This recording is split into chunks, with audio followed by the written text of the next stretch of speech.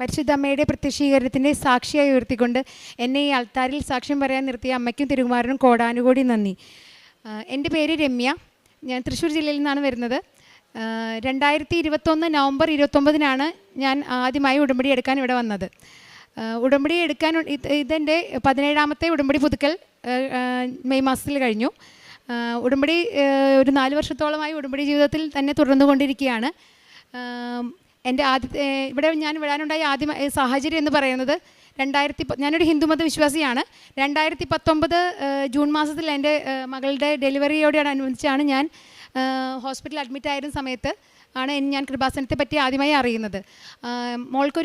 ഞാൻ പ്രഗ്നൻ്റ് ആയ ഒരു 8 മാസം ആയപ്പോഴും എമർജൻസി ഒരു ദിവസം ചെക്കപ്പിന് പോയപ്പോഴാണ് എമർജൻസി സിസേറിയൻ വേണമെന്ന് പറഞ്ഞ് അഡ്മിറ്റ് ആക്കിയത്. അങ്ങനെ മോൾക്ക് 1.5 കിലോ വെയിറ്റ് ഉണ്ടായിരുന്നുള്ളൂ. 8ാം മാസത്തിലാണ് പ്രസവിച്ചത്.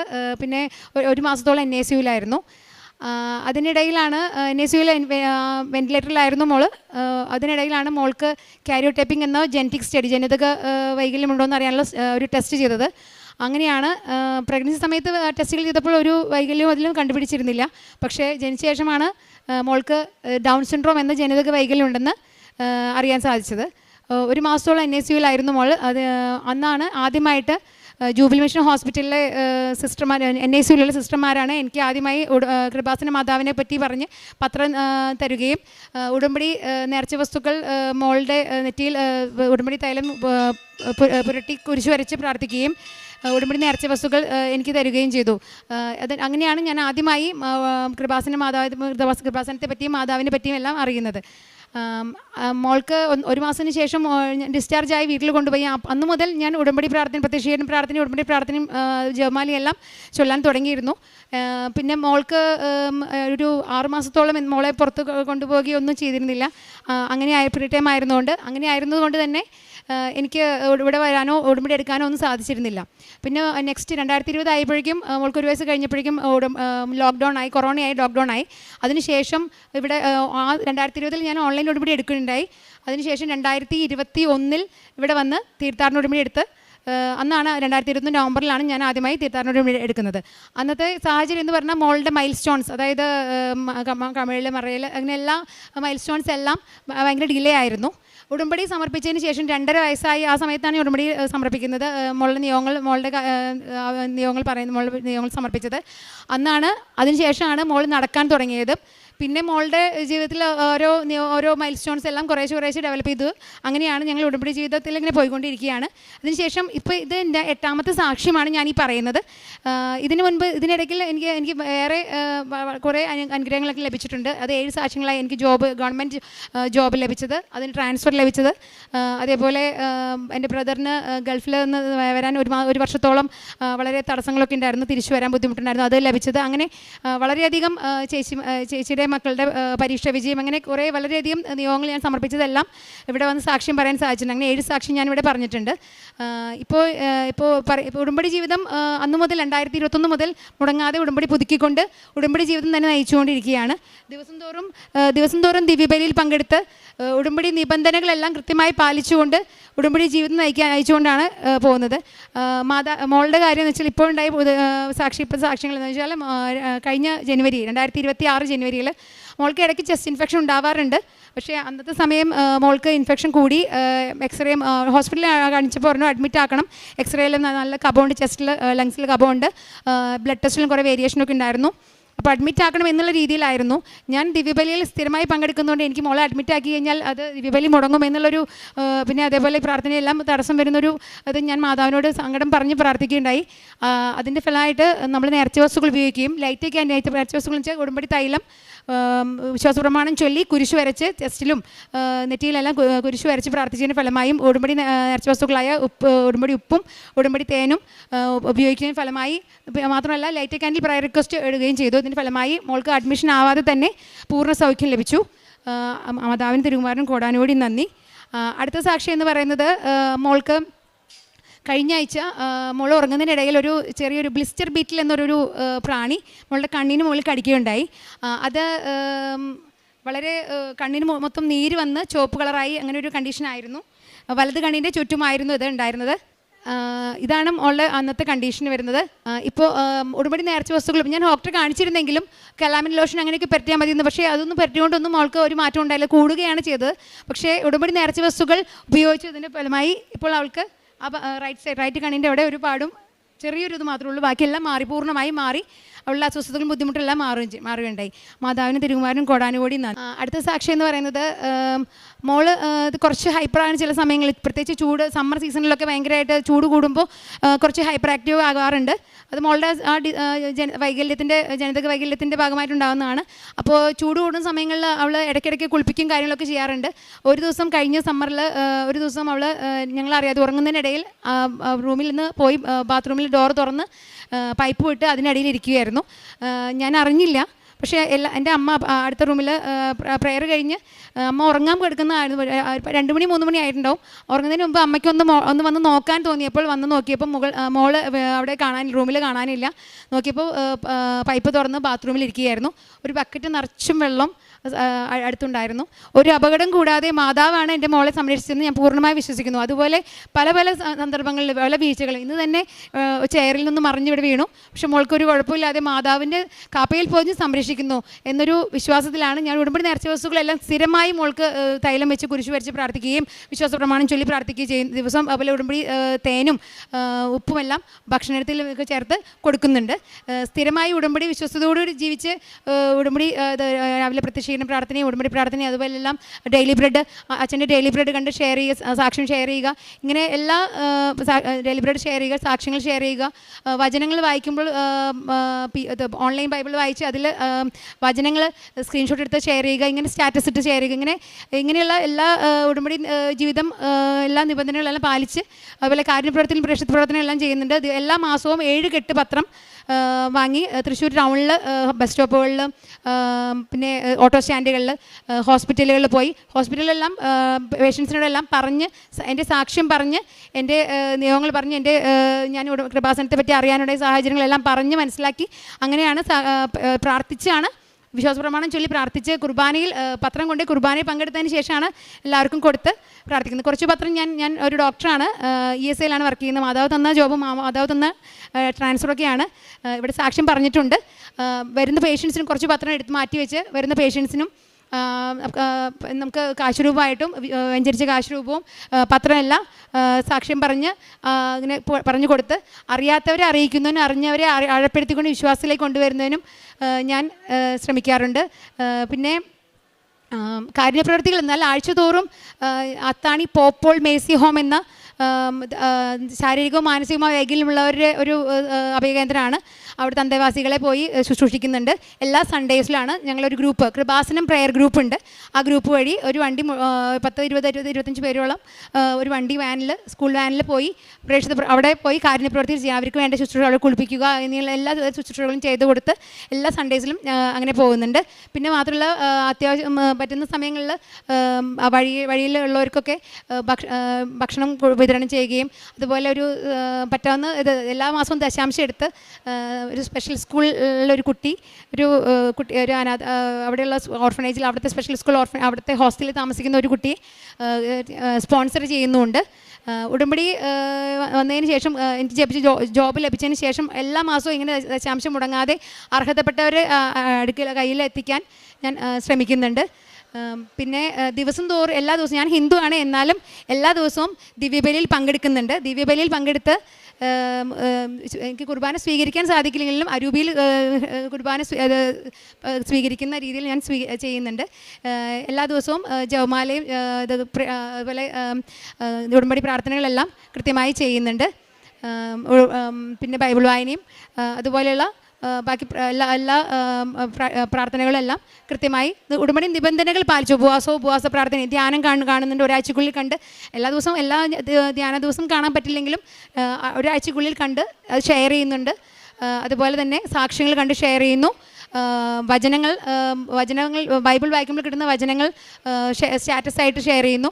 ഇങ്ങനെ അറിയാൻ പറ്റുന്ന മാക്സിമം പ്രേക്ഷിത പ്രവർത്തനങ്ങൾ മാതാവിനെ അറിയാത്തവരെ അറിയിച്ച് അങ്ങനെ മാതാവ് വഴി ഈശോയിലേക്ക് എത്തിക്കാൻ ഞാൻ ശ്രമിക്കുന്നുണ്ട്. ഇതിനിടയിൽ ഒരു സാക്ഷ്യം കൂടി പറയാനുള്ളത്, എൻ്റെ മൊബൈൽ ഒരു ദിവസം ട്രെയിനിൽ വെച്ച് നഷ്ടമായി. ഒരു മാസം മുൻപ് ട്രെയിനിൽ വരുന്ന ട്രിവാൻഡ്രത്ത് നിന്ന് തൃശ്ശൂർ വരെ വരികയായിരുന്നു. അപ്പോൾ ട്രിവാൻഡ്രം സ്റ്റേഷനിൽ നിന്ന് ട്രെയിൻ മൂവ് ചെയ്ത് 5 മിനിറ്റ് കഴിഞ്ഞപ്പോഴേക്കും മോള് അതൊക്കെ ഫോൺ എടുത്തൊന്ന് പുറത്തേക്ക് എറിയാണ് ചെയ്തത്. അപ്പോൾ അതിൻ്റെ വിൻഡോയിലൂടെ പുറത്തേക്ക് ട്രാക്കിൽ വീണു. ഒരിക്കലും ലഭിക്കില്ല എന്ന് വിചാരിച്ച ആ മൊബൈൽ ഞാൻ തൃശ്ശൂരെത്തി 1 മണിക്കൂറിനുള്ളിൽ ലഭിച്ചു എന്ന് പറഞ്ഞ് ട്രിവാൻഡ്രത്ത് നിന്ന് റെയിൽവേ പോലീസ് എന്നെ വിളിച്ച് അറിയിക്കുകയാണ് ഉണ്ടായത്. അത് ഞാൻ ദിവസവും ഡെയിലി ബ്രെഡ് കണ്ട് സാക്ഷ്യം ഷെയർ ചെയ്യുന്നതും ഇതെല്ലാം പ്രേക്ഷിത പ്രവർത്തനങ്ങളെല്ലാം സ്റ്റാറ്റസൊക്കെ ഷെയർ ചെയ്യുന്ന മൊബൈലാണത്. ഒരു കുഴപ്പം കൂടാതെ ആ മൊബൈൽ എൻ്റെ കയ്യിലിരിക്കുന്നു. ഒരു പോറലോ ഒരു സ്ക്രാച്ചോ ഒന്നും വീഴാതെ, ഒരു കുഴപ്പം കൂടാതെ. കാരണം ഇത് വീണതിന് ശേഷം 1.5 മണിക്കൂർ അവിടെ മഴ പെയ്തു എന്നാണ് ഹസ്ബൻഡ് പറഞ്ഞത്. അന്ന് ഉച്ചയോടുകൂടി മൊബൈൽ തിരിച്ചു കിട്ടുകയും ഒരു കുഴപ്പം കൂടാതെ എനിക്ക് ലഭിക്കുകയും ചെയ്തു. അമ്മ മാതാവിൻ്റെ പ്രത്യക്ഷീകരണത്തിന് സാക്ഷിയായി ഇങ്ങനെ എന്നെ ഉയർത്തിയതിന് കോടാനുകോടി നന്ദി. ഉടമ്പടിയുടെ ഞാൻ പലപ്പോഴും ഉടമ്പടി മാതാവിനോട് നമുക്ക് ഉടമ്പടി ഉണ്ടെങ്കിലും പരീക്ഷണങ്ങളൊക്കെ ഇഷ്ടംപോലെ ഉണ്ടാവാറുണ്ട്. അപ്പോൾ നമുക്ക് എന്തെങ്കിലും വിഷമഘട്ടത്തിൽ നിൽക്കുന്ന സമയങ്ങളിലെല്ലാം പലപ്പോഴും മഴവില്ലിൻ്റെ രൂപത്തിലും പിന്നെ അതേപോലെ മാതാവ് സഞ്ചാരി മാതാവേ വരുന്ന രീതിയിൽ ഏതെങ്കിലും ബസ്സിലോ ഓട്ടോയിലോ അങ്ങനെ എവിടെയെങ്കിലും മാതാവിൻ്റെ ഫോട്ടോയോ അല്ലെങ്കിൽ കാശ് രൂപമോ കാണുന്ന രീതിയിൽ എൻ്റെ മുൻപിൽ സഞ്ചാരി മാതാവായിട്ട് ഒരു പ്രതിസന്ധിയുള്ള സമയങ്ങളിൽ കാണാറുണ്ട്. അങ്ങനെ എൻ്റെ കൂടെ എപ്പോഴും മാതാവ് ഉണ്ടെന്നുള്ള പൂർണ്ണമായ വിശ്വാസത്തിലാണ് ഞാൻ ഉടമ്പടി ജീവിതം മുന്നോട്ട് പോയിക്കൊണ്ടിരിക്കുന്നത്. ഇനി മരണം വരെ ഉടമ്പടി ജീവിക്കാൻ തന്നെയാണ് ഞാൻ ആഗ്രഹിക്കുന്നത്. ഉടമ്പടി ജീവിതം ഇതുപോലെ തന്നെ ഇതുപോലെയല്ല, കുറച്ചും കൂടി തീക്ഷ്ണമായി മറ്റുള്ളവരെ അറിയിക്കാനും വിശ്വാസത്തിൽ മുന്നേറാനും വിചാരിച്ചാണ് ഞാൻ അങ്ങനെയുള്ളൊരു ഉടമ്പടി ജീവിതം തുടരാനാണ് ഞാൻ ആഗ്രഹിക്കുന്നത്. ഇത് ഉടമ്പടി വഴി നമുക്ക് കിട്ടുന്ന അനുഗ്രഹങ്ങൾക്ക് വേണ്ടി മാത്രമല്ല. അനുഗ്രഹങ്ങൾ എന്ന് പറയുന്നത് നമ്മളതിൽ നിയോഗങ്ങൾ എഴുതുന്നത് ആദ്യമെല്ലാം ലൗകിക കാര്യങ്ങൾക്ക് വേണ്ടി നിയോഗങ്ങൾ സമർപ്പിച്ചാണ് ഇതാക്കിയിരുന്നത്. പിന്നെ ഉടമ്പടിയിൽ ജീവിച്ചു തുടങ്ങിയപ്പോഴാണ് ഒരു ആത്മീയ ജീവിതത്തിൻ്റെയും ദൈവവിശ്വാസത്തിൻ്റെ എല്ലാം ഒരു ബോധ്യം നമുക്ക് ലഭിക്കുന്നത്. ഉടമ്പടി ജീവിതം ഉടമ്പടി ജീവിതം എന്ന് പറയുന്നത് ഇപ്പോൾ നിയോഗങ്ങൾ സമർപ്പിച്ച് പല നിയോഗങ്ങളും നടക്കാറില്ല. അപ്പോൾ അച്ഛൻ ധ്യാനത്തിൽ പറയുന്ന പോലെ നമ്മൾ നടക്കാത്ത നിയോഗങ്ങൾ, നടക്കാത്ത ആഗ്രഹങ്ങൾ എന്ന് പറഞ്ഞാൽ അത് നമുക്ക് ദൈവകൃപയ്ക്കും അതുവഴി നിത്യജീവൻ എന്നുള്ളൊരു ലക്ഷ്യമാക്കി ജീവിക്കാനാണ് അത് സമർപ്പിച്ച് പ്രാർത്ഥിക്കാൻ പറയുന്നത്. ഉടമ്പടി ജീവിതം എന്ന് പറയുന്നത് നമ്മുടെ ഈ ലോകത്തിൽ നടക്കുന്ന നമുക്ക് ആവശ്യങ്ങൾ നിറവേറാൻ വേണ്ടിയല്ല. അതൊരു മാതാവ് നമുക്ക് തരും. പക്ഷേ നിത്യജീവൻ ലക്ഷ്യമാക്കി ഒരു ദൈവവിശ്വാസത്തിൽ ദൈവസ്നേഹത്തിലും ദൈവവിശ്വാസത്തിലുള്ള ഒരു ജീവിതം, അത് സഹജീവികളോട് കരുണ തോന്നാറില്ല. അപ്പം ഞാൻ തെറാപ്പി സെൻറ്ററിൽ പോകുമ്പോൾ മോളെ അവിടെ ചുറ്റുമുള്ള കുറേ പാരൻസ് മോളെ പോലെ ഉള്ള പലതരം വൈകല്യങ്ങൾ, ഓട്ടിസമായിട്ടും അങ്ങനെയുള്ള കുറേ ഹൈപ്പർ ആക്റ്റീവായ കുറേ കുട്ടികളുണ്ടാവും. അവരുടെ പാരൻസൊക്കെ പുറത്തിരിക്കുന്നുണ്ടാവും. അപ്പോൾ അവരൊക്കെ അവരുടെ വിഷമങ്ങളും അവർക്ക് ആർക്കും മാതാവിനെ അറിയാത്തവരുണ്ട്, അറിഞ്ഞു വരാൻ പറ്റാത്തവരുണ്ട്. അവരോടെല്ലാം ഞാൻ പത്രം കൊടുത്ത് എൻ്റെ അനുഭവങ്ങളും സാക്ഷ്യങ്ങളെല്ലാം പറഞ്ഞ് അവരെ ഉടമ്പടിയെ പറ്റിയിട്ടെല്ലാം പറഞ്ഞ് അവരെ അങ്ങനെ ഒരു പ്രേക്ഷിത പ്രവർത്തനം കൂടി ഞാൻ ചെയ്യുന്നുണ്ട്. ഞാൻ അനുഭവിച്ചിരുന്ന വേദനകൾ, കുറേ വിഷമങ്ങൾ, ബുദ്ധിമുട്ടുകളെല്ലാം അതെല്ലാം അവരും അനുഭവിക്കുന്നു എന്നുള്ളത് മനസ്സിലാക്കി അങ്ങനെ മറ്റുള്ളവർക്ക് എത്രയും പെട്ടെന്ന് മാതാവ് വഴി ഈശോയുടെ അടുക്ക് മാതാവ് എത്തിക്കാൻ വേണ്ടി ഞാൻ പ്രേക്ഷിത പ്രവർത്തനങ്ങൾ ചെയ്യുന്നുണ്ട്. ഇത്രയൊക്കെയാണ് എൻ്റെ സാക്ഷ്യങ്ങൾ. എന്നെ ഇത്രയും അനുഗ്രഹിച്ച് 8ാമതൊരു സാക്ഷ്യം പറയാൻ ഈ ആൾത്താരിൽ കയറ്റി നിർത്തി മാതാവിനും തിരുകുമാരനും കോടാനുകൂടി നന്ദി. അഗ്നിശോധനയെ അതിജീവിക്കുന്ന നശ്വരമായ സ്വർണത്തേക്കാൾ വിലയേറിയതായിരിക്കും പരീക്ഷകളെ അതിജീവിക്കുന്ന നിങ്ങളുടെ വിശ്വാസം.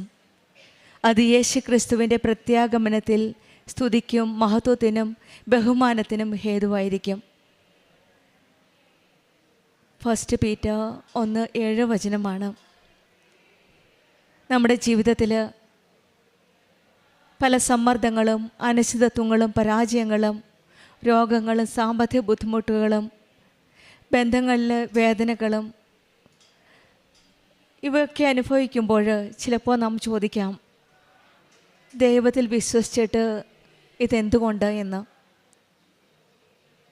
പരീക്ഷണങ്ങളുടെ നടുവിലും വിശ്വാസത്തോടെ നിലനിൽക്കുമ്പോൾ പരീക്ഷണങ്ങൾ നമ്മെ നശിപ്പിക്കുകയല്ല, നമ്മെ ശുദ്ധമാക്കിയാണ്, നമ്മെ ശക്തമാക്കിയാണ്. ശുദ്ധമാക്കി ശക്തമാക്കുന്ന ഒരു വലിയ പദ്ധതിയാണ് ഉടമ്പടി. ഉടമ്പടി നമ്മുടെ ജീവിതത്തിൽ എല്ലാ പരീക്ഷണങ്ങളിലും ഉറച്ചു നിൽക്കുവാനും വിശ്വാസത്തിൽ ദൈവസന്നിധിയിൽ മഹത്വപ്പെടുത്തുവാനുമുള്ള ഓരോ വഴികളാണ് നമുക്ക് തുറന്നു തരുന്നത്. ഇന്നത്തെ ഓരോ വേദനകളും വിശ്വാസത്തോടെ സ്വീകരിക്കുവാനും വിശ്വാസത്തിൽ മുന്നോട്ട് വിശുദ്ധിയിലും വിശ്വാസത്തിലും മുന്നോട്ട് പോകുവാനുമാണ് ഉടമ്പടി നമ്മെ ഓരോരുത്തരെയും ക്ഷണിക്കുന്നത്. ഒന്ന് മാത്രമേ ഉള്ളൂ, പരീക്ഷണങ്ങളിൽ കൂടി തെളിയുന്ന ഒരു വിശ്വാസം നമുക്ക് ഒരു കൃപയാണ്. അങ്ങനെയുള്ള ഒരു വലിയ സാക്ഷ്യമാണ് ഡോക്ടർ രമ്യ നമ്മളോട് സാക്ഷ്യപ്പെടുത്തുന്നത്, പങ്കിട്ടത്. ഡോക്ടർ ആദ്യമായിട്ട് കൃപാസനത്തെ പറ്റി അറിഞ്ഞത് ഒരു ഹോസ്പിറ്റലിൽ കുഞ്ഞിൻ്റെ ഡെലിവറിയുടെ സമയത്താണ്. ഡൗൺ സിൻഡ്രോമുള്ള കുഞ്ഞിന് പ്രസവിച്ചതിന് ശേഷം ഈ കുഞ്ഞിന് വേണ്ടിയിട്ട് മറ്റുള്ളവർ പറയുന്നതാണ് കൃപാസനത്തിൽ പോയി പ്രാർത്ഥിക്കുക എന്ന്. പിന്നീട് 2021 ഡോക്ടർ ഇവിടെ വന്ന് പരിശുദ്ധ അമ്മ ജീവനോടെ പ്രത്യക്ഷപ്പെട്ട ഈ ആലയത്തിൽ വന്ന് മരിയൻ ഉടമ്പടി എടുക്കുന്നത്. ഇന്ന് പരിശുദ്ധാമ്മയുടെ പ്രത്യക്ഷീകരണത്തിൻ്റെ സാക്ഷിയായിട്ട് 17 പ്രാവശ്യം പുതുക്കി 8ാമത്തെ സാക്ഷ്യവുമായിട്ടാണ്. പറഞ്ഞ വചനത്തിൽ കേട്ടതുപോലെ അഗ്നിശോധനയെ അതിജീവിക്കുന്ന നശ്വരമായ സ്വർണത്തേക്കാൾ വിലയേറിയതായിരിക്കും പരീക്ഷണങ്ങളെ അതിജീവിക്കുന്ന നിങ്ങളുടെ വിശ്വാസം. വിശ്വാസത്തോടെ ഡോക്ടർ പ്രാർത്ഥിക്കുകയായിരുന്നു. 17 പ്രാവശ്യം പുതുക്കി 8 പ്രാവശ്യം സാക്ഷ്യം പറഞ്ഞു. ഉടമ്പടി ജീവിതത്തിൽ നിലനിൽക്കുന്ന വിശ്വാസപൂർണമായ ഒരു അക്രൈസ്തവ മകളുടെ സാക്ഷ്യമാണ് നാം കേട്ടത്. പിന്നീട് ഉടമ്പടി എടുത്തതിന് ശേഷമാണ് ഈ മകളുടെ ജീവിതത്തിൽ പല മാറ്റങ്ങളും നടന്നത്. മൈൽ സ്റ്റോണെല്ലാം ഡിലേ ആയിരുന്നു, പക്ഷേ കുട്ടി നടക്കുവാൻ തുടങ്ങി. പിന്നീട് ആയുർവേദ ഡോക്ടറായ ഈ ഡോക്ടറിന് ഒരു ESI ഹോസ്പിറ്റലിൽ പെർമനൻറ്റ് ജോബ് കിട്ടുകയും ട്രാൻസ്ഫർ ആഗ്രഹിച്ച സ്ഥലത്തേക്ക് വീടിൻ്റെ അടുത്ത് തന്നെ ട്രാൻസ്ഫർ കിട്ടുകയും ബ്രദറിന് നല്ല ജോലി ലഭിക്കുക, അങ്ങനെ പല സാക്ഷ്യങ്ങളും ഇപ്പോൾ പറഞ്ഞു കഴിഞ്ഞു. ഇന്ന് പറയുന്ന സാക്ഷ്യത്തിൽ കേട്ടത് ചെസ്റ്റ് ഇൻഫെക്ഷനായിട്ട് ബ്രോങ്കൈറ്റിസ് ന്യൂമോണിയ ബാധിച്ച ഈ മകൾക്ക് വേണ്ടി പ്രാർത്ഥിച്ചു. ഉടമ്പടി തൈലം തേച്ച് ലൈറ്റ് ക്യാൻഡിൽ പ്രെയർ റിക്വസ്റ്റ് ഇട്ട് പ്രാർത്ഥിച്ചതിൻ്റെ ഫലമായിട്ട് മകൾക്ക് പൂർണ്ണമായിട്ട് രോഗസൗഖ്യം ലഭിച്ചെന്നും, സമ്മർ ഹീറ്റിൽ ഒരു ദിവസം കുട്ടി ആരും അറിയാതെ ബാത്റൂമിൽ രാത്രിയിൽ പോയി ഒരു ബക്കറ്റ് നിറച്ച് വെള്ളമുണ്ടായിരുന്ന ആ റൂമിൽ സമയം ചെലവഴിക്കുകയും അവിടെ ഈശോയുടെയും അമ്മയുടെയും ഒരു സാന്നിധ്യം, അതായത് പെട്ടെന്ന് അമ്മയ്ക്കൊരു വെളിപ്പെടുത്തൽ പോലെ പോയി നോക്കുവാനുള്ള ഒരു ആഗ്രഹം ലഭിക്കുകയും അങ്ങനെ പോയി നോക്കുമ്പോൾ കുഞ്ഞിനെ അവിടെ ഇരിക്കുന്ന കണ്ട് അവിടെ ഒരു വലിയൊരു സംരക്ഷണമാണ് ഈശോയും അമ്മയും കരുതി കൊടുത്തത്. പിന്നീട് ഈ കുട്ടിക്ക് ബ്ലിസ്റ്റർ ബീറ്റിൽ എന്ന ഒരു പ്രാണിയുടെ ബൈറ്റ് വരികയും പിന്നീട് അതൊരു നമുക്കറിയാം പൊള്ളൽ വന്ന് ഒരു കുമിള വരുന്ന ഒരു സ്ഥിതിയാണ്.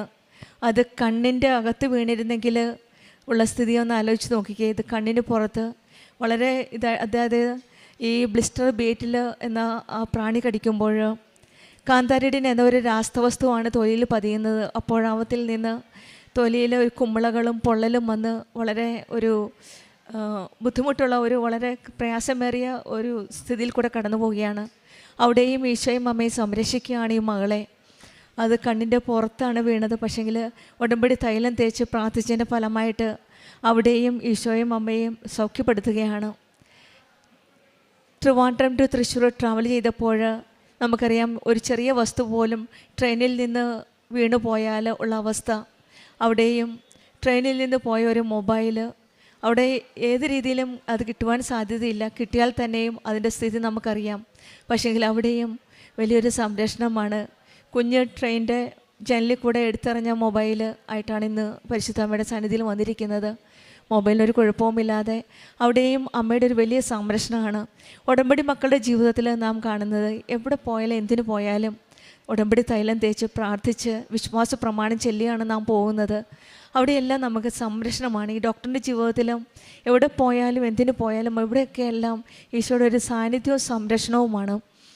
ഈ ഡോക്ടർ പറഞ്ഞതുപോലെ തന്നെ അന്ന് നല്ല 1.5 മണിക്കൂറോളം ആ സ്ഥലത്ത് മഴയുണ്ടായിരുന്നു. ഒരു മൊബൈൽ വെള്ളത്തിൽ വീണുള്ള സ്ഥിതി എന്താണ്, അതും ട്രെയിനിൽ നിന്ന് വീണ ഒരു മൊബൈൽ. അവിടെയെല്ലാം ഒരു വലിയ സംരക്ഷണമാണ്. എല്ലാ കാര്യത്തിലും എല്ലാ രീതിയിലും സഞ്ചാരി മാതാവ് കൂടെയുള്ള ഒരു അവസ്ഥയാണ് ഈ ഡോക്ടറിൻ്റെ ജീവിതത്തിൽ. എപ്പോഴും കൂടെ യാത്ര ചെയ്യുന്ന അമ്മയുടെ ആ സാന്നിധ്യം, ഈശോയുടെ കൃപ, കരുണ, അനുഗ്രഹങ്ങൾ. പ്രേക്ഷിത പ്രവർത്തനമായിട്ട് 7-8 പത്രം വാങ്ങും, എല്ലാ സ്ഥലങ്ങളിലും പോവും. സ്റ്റാറ്റസ് നോക്കാതെ ഡോക്ടറായ ഈ സഹോദരി ബസ് സ്റ്റാൻഡിൽ പോയി പത്രം കൊടുക്കുമ്പോൾ ആൾക്കാർ എന്ത് വിചാരിക്കും? പക്ഷെങ്കിൽ എൻ്റെ മനസ്സിൽ ഡോക്ടർ പറഞ്ഞത് അറിയാത്തവരെ അറിയിക്കുവാനും അറിഞ്ഞവരെ ആഴപ്പെടുത്തുവാനുമുള്ള ആ തീഷ്ണത, ദൈവത്തെ മഹത്വപ്പെടുത്തുവാനുള്ള ആ സ്നേഹം, ദൈവസ്നേഹം, അത് ആരെയും കാണിക്കാനല്ല, ഒന്നും കിട്ടാനുമല്ല, ദൈവത്തെ മഹത്വപ്പെടുത്തുവാനുള്ള ആഗ്രഹത്തോടു കൂടി അറിയാത്തവരെ അറിയിക്കണമെന്ന ആ ദൈവസ്നേഹം അടുത്തറിഞ്ഞ നിമിഷം മുതൽ അക്രൈസ്തവയായ മകള് സ്റ്റാറ്റസ് ഒന്നും നോക്കാതെ ബസ് സ്റ്റാൻഡിലും തെരുവുകളിലും പോയി പത്രം കൊടുക്കുക എന്ന് പറയുന്നത് അതും ഒരു വലിയ പ്രേക്ഷിത പ്രവർത്തനമാണ്.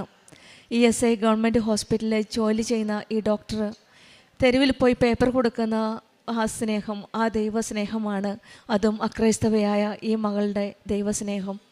അതിൽ കൂടെയൊക്കെ ആവാം ഈശോയും അമ്മയും ഒത്തിരി അനുഗ്രഹങ്ങൾ കൊടുക്കുന്നത്. കാരുണ്യ പ്രവർത്തികൾ, കൃപാസനം പ്രെയർ ഗ്രൂപ്പിൽ അംഗമായിട്ട് അവിടെ ചെന്ന് അനാഥ മന്ദിരത്തിലൊക്കെ മറ്റുള്ളവരെ ആ ഗ്രൂപ്പിൽ കൂടിയാണ് എല്ലാ സൺഡേയിലും പോയി അവരെ കുളിപ്പിക്കുകയും മറ്റുള്ളവരെ സഹായിക്കുകയും ആരുമില്ലാത്തവരെ സ്നേഹത്തോടെ സഹായിക്കുകയൊക്കെ ചെയ്യുന്നത്. അതും ഉടമ്പടി മക്കളുടെ ജീവിതത്തിൽ മാത്രം കാണുന്നതാണ്. തന്നെയുമല്ല, പലവരെയും സഹായിക്കുന്നുണ്ട്. എൻ്റെ കുട്ടി ഇങ്ങനെ ആയതുകൊണ്ട് മറ്റു കുട്ടികളെ സഹായിക്കുന്നു. ഒരു കുട്ടിയെ, അതും ഡിഫറൻ്റ്ലി ഏബിൾഡായ ഒരു കുട്ടിയാണ് സഹായിക്കുന്നത്. കഴിഞ്ഞ മൂന്ന് വർഷമായിട്ടാണ് അങ്ങനെ മറ്റുള്ളവരെ സഹായിക്കുകയും ഉടമ്പടി ജീവിതത്തിൽ വന്നത് പിന്നെയാണ് മറ്റുള്ളവരെ കാരുണ്യ പ്രവർത്തികളിൽ കൂടെ ദൈവസ്നേഹം. നമ്മൾ പറയും ഈ കുഞ്ഞിനെയുമായിട്ട് ഞാൻ എങ്ങനെയാണ് കാരുണ്യ പ്രവർത്തികൾ ചെയ്യുന്നത്, പ്രായം ചെന്ന അച്ഛനും അമ്മയും വീട്ടിലുള്ളപ്പോൾ എങ്ങനെ ഞാൻ കാരുണ്യ പ്രവർത്തികൾ ചെയ്യുമെന്ന്. പക്ഷെങ്കിൽ ഡോക്ടറായ ഈ സഹോദരി നല്ലൊരു ഡോക്ടറാണ്, ജോലി ചെയ്യുന്നു. പിന്നെ ഡൗൺ സിൻഡ്രോമുള്ള ഒരു മകളുണ്ട്. പക്ഷെങ്കിൽ അവിടെയെല്ലാം കാണുന്നത് ആ ദൈവസ്നേഹം, അടുത്തറിഞ്ഞ ആ വിശ്വാസം, മറ്റുള്ളവർക്ക് പങ്കിടാനുള്ള ആ തീഷ്ണത, അതെല്ലാം മറികടന്നാണ് ഡോക്ടർ സമയം കണ്ടെത്തുന്നത് മറ്റുള്ളവരെ സഹായിക്കാനും കാരുണ്യ പ്രവർത്തികൾ ചെയ്യുവാനും. കൃപാസനം ഗ്രൂപ്പിൽ നിന്ന് മറ്റു സൺഡേസിലാണ് അവധിയുള്ളത്. അന്നും ഈ കുട്ടിയെ കൂടെ കൊണ്ടാണ് മറ്റു കാരുണ്യ പ്രവർത്തികളൊക്കെ ചെയ്യുന്നത്. അതൊക്കെ ഒരു അക്രൈസ്തവമായ ഒരു സഹോദരി ചെയ്യുമ്പോൾ ഈശോയും അമ്മയും എങ്ങനെ കാണാതിരിക്കും? അതുകൊണ്ട് തന്നെയാണ് ഈ മകൾ പറയുന്നത്, ഈ മകളുടെ ജീവിതത്തിൽ ഡൗൺ സിൻഡ്രോമുള്ള ഒരു മകളുണ്ട് കൂടെ. പക്ഷെങ്കിൽ ഉടമ്പടിയിൽ വന്നത് പിന്നെ എനിക്കെല്ലാം സ്വീകരിക്കുവാനും അക്സെപ്റ്റ് ചെയ്യാനുള്ള ഒരു മനസ്ഥിതിയും പിന്നെ എല്ലാം തരണം ചെയ്യാനുള്ള ഒരു ധൈര്യവും ഒരു കോൺഫിഡൻസും എല്ലാം ഈശോയുടെ അമ്മയോടും ചേർന്ന് വന്നതിൽ പിന്നെയാണ്. ഉടമ്പടി ജീവിതത്തിൽ വന്നപ്പോൾ വിശുദ്ധിയിൽ ജീവിച്ച് നിത്യജീവനിൽ പ്രത്യാശ അർപ്പിച്ച് കൂടുതൽ ഈശോയുടെ അമ്മയോടും ചേർന്ന് നിന്ന് ഭൗതികമായിട്ട് മാത്രമല്ല, നിയോഗത്തിൽ മാത്രമല്ല ഞാൻ കോൺസെൻട്രേറ്റ് ചെയ്യണത്, ആ ദൈവത്തോട് ചേർന്ന് നിന്നുള്ള ഒരു നിത്യത വരെയുള്ള ഒരു ജീവിതമാണ് ഞാൻ ആഗ്രഹിക്കുന്നതെന്നാണ് ഈ മകൾ സാക്ഷ്യപ്പെടുത്തുന്നത്. ബൈബിൾ അരൂപിയിൽ കുർബാന എല്ലാ ദിവസവും കൂടും. ഞാൻ ചോദിച്ചു, ഒരു ദിവസം കുർബാന കൂടിയില്ലെങ്കിൽ എന്ത് ചെയ്യുമെന്ന്. പിറ്റേ പ്രാവശ്യം 2 പ്രാവശ്യം കുർബാന കൂടുമെന്നാണ്. ഈ അക്രൈസ്തവയായ ഈ സഹോദരി ഒരു ദിവസം കുർബാന മിസ് ചെയ്തെങ്കിൽ പിന്നീട് ഒരിക്കലും 2 കുർബാന ഒരേ ദിവസം കൂടി അത് കവറപ്പ് ചെയ്യുമെന്നാണ് പറഞ്ഞത്. അതും കുർബാന സ്വീകരിക്കാതെ. മറ്റുള്ളവർ കുർബാന സ്വീകരിക്കുമ്പോൾ ഞാൻ അരൂപിയിൽ കുർബാന സ്വീകരിക്കുമെന്നാണ് ഈ മകളുടെ ആ ദൈവത്തിനോട് ചേർന്ന് നിൽക്കുന്ന ആ സ്നേഹം. ഇതാണ് നമുക്കേട്ട വചനത്തിൽ അഗ്നിശോധനയെ അതിജീവിക്കുന്ന നശ്വരമായ സ്വർണത്തേക്കാൾ വിലയേറിയതാണ് പരീക്ഷണങ്ങൾ ജീവിതത്തിൽ വന്നുകൊണ്ടേറും. പരീക്ഷണങ്ങൾക്ക് ഒരു കുറവുമില്ല, പ്രത്യേകിച്ചും ഈ ഡൗൺ സിൻഡ്രോമുള്ള കുട്ടിയെയും കൊണ്ടുള്ള ജീവിതം. പക്ഷെങ്കിൽ ഈ പരീക്ഷണങ്ങളൊക്കെ അതിജീവിച്ച് ജീവിതത്തിൽ വിശ്വാസത്തോടെ ജീവിക്കുന്ന കൃപാസനം ഉടമ്പടിയിൽ 17 പ്രാവശ്യം പുതുക്കി ജീവിക്കുന്ന ആ വിശ്വാസമാണ് ഈശോയും അമ്മയെ മഹത്വപ്പെടുത്തുവാനായിട്ട് ഇന്ന് പരിശുദ്ധ അമ്മയുടെ പ്രത്യക്ഷീകരണത്തിൻ്റെ സാക്ഷിയായിട്ട് അമ്മയുടെ സന്നിധിയിൽ വന്നിരിക്കുന്നത്. പലരും ചോദിച്ചിട്ടുണ്ട് എന്ത് കിട്ടിയെന്ന്. പക്ഷേ ഈ സഹോദരി പറഞ്ഞ കിട്ടിയെന്നല്ല, ദൈവത്തോട് ചേർന്ന് നിത്യജീവിതത്തിലേക്കുള്ള ആ ജീവിതമാണ്, വിശ്വാസപരമായ ജീവിതമാണ് ഞാൻ നയിക്കുന്നുവെന്നാണ്. ഇന്നത്തെ വേദനകൾ നമ്മുടെ ജീവിതത്തിലും ഒരുപക്ഷെ വേദനകളുടെ നടുവ്, പരീക്ഷണങ്ങളുടെ നടുവിലായിരിക്കാം. പക്ഷേ അതിലൊക്കെ വളരുന്നത് വിശ്വാസം നിത്യമായതാണ്. നമ്മൾ നിലനിൽക്കുന്ന ഒന്ന് മാത്രമേ ഉള്ളൂ, പരീക്ഷണങ്ങളിൽ കൂടി തെളിയുന്ന വിശ്വാസം. പരിശുദ്ധ അമ്മ, കൃപാസനം അമ്മ വേദനയിലൂടെ മഹത്വത്തിലേക്കുള്ള വിശ്വാസയാത്രയിൽ നമ്മെ ഓരോരുത്തരെയും കരം പിടിച്ച് നയിക്കട്ടെ എന്ന് പ്രാർത്ഥിച്ചുകൊണ്ടും കൃപാസന അമ്മയുടെ കരം പിടിച്ച് നമ്മുടെ ഉടമ്പടി ജീവിതവും കൂടുതൽ തീഷ്ണതയോടെ, വിശ്വാസത്തോടെ, ആത്മാർത്ഥതയോടെ മുന്നോട്ട് നയിക്കുവാനുള്ള കൃപയ്ക്കായി നമുക്ക് പ്രാർത്ഥിക്കാം. Not by merit but by grace. ദൈവത്തിൻ്റെ നമ്മൾ വിശ്വാസത്തിലെ ഉടമ്പടി ജീവൻ നയിക്കുമ്പോൾ നമുക്കൊരു പക്ഷേ ഒരു മെറിറ്റും ഇല്ലായിരിക്കും. പക്ഷെങ്കിൽ ദൈവത്തിൻ്റെ കൃപയുണ്ടെങ്കിൽ എന്ത് പരീക്ഷണമായാലും നമുക്കതൊക്കെ തരണം ചെയ്ത് ജീവിതം മുന്നോട്ട് നയിക്കുവാനുള്ള കൃപ ലഭിക്കുന്നുണ്ട്. ആ കൃപയ്ക്കായി നമുക്ക് പ്രാർത്ഥിക്കാം. ഡോക്ടർ രമ്യയ്ക്കും കുടുംബത്തിനും ലഭിച്ച എല്ലാ അനുഗ്രഹങ്ങൾക്കും നമ്മൾക്ക് കരങ്ങളടിച്ച് ദൈവത്തെ മഹത്വപ്പെടുത്താം.